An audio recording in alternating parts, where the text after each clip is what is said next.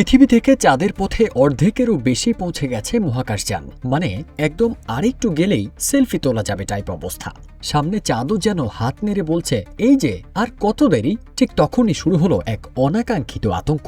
যে বলেছিল সব কন্ট্রোলের মধ্যে আছে, সে নিজেই এখন কন্ট্রোল খুঁজছে। চাঁদে যাওয়ার পথে অদ্ভুত বিড়ম্বনায় পড়েছেন নাসার 4 সাহসী নভোচারী Reid Wiseman, Victor Glover, Christina Koch এবং জেরেমি হ্যানসেন। 1 এপ্রিল ফ্লোরিডা থেকে আর্টেমিস 2 মহাকাশযানে চড়ে রওনা হওয়ার পরপরই তারা যান্ত্রিক ও মানসিক স্নায়ুযুদ্ধের কবলে পড়ে। হঠাৎ করে মহাকাশযানের অত্যাধুনিক বর্জ্য ব্যবস্থাপনা সিস্টেম বা শৌচাগারটি বিকল হয়ে পড়েছে। অজানা এক যান্ত্রিক ত্রুটির কারণে টয়লেটের চারপাশে জমে গেছে রহস্যময় বরফের স্তর, আর পুরো ক্যাপসুল জুড়ে ছড়িয়ে পড়েছে অসহনীয় উৎকট দুর্গন্ধ। মহাশূন্যে মাধ্যাকর্ষণ নেই, তাই সাধারণ টয়লেটের বদলে এখানে বিশেষ সাকশন বা বায়ু চাপ পদ্ধতি ব্যবহার করা হয়। নাসা জানিয়েছে সিস্টেমের সেন্সরে গোলযোগ হওয়ায় এটি ঠিকমতো কাজ করছে না। ফলে এই মুহূর্তে নভোচারীদের জন্য টয়লেট ব্যবহার করাটা বেশ চ্যালেঞ্জিং হয়ে দাঁড়িয়েছে।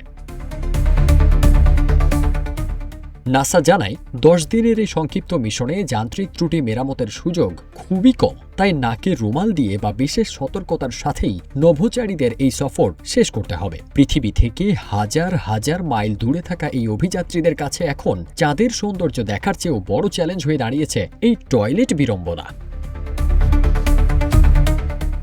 নাসার মতে চূড়ান্ত চন্দ্রাভিযানের আগে এমন ছোটখাটো কারিগরি সমস্যা হতেই পারে এবং তা মোকাবিলা করা নভোচারীদের প্রশিক্ষণের অংশ। 1959 সালের অ্যাপোলো মিশনে কোনো টয়লেটই ছিল না। নভোচারীরা তখন প্লাস্টিক ব্যাগ ব্যবহার করতেন।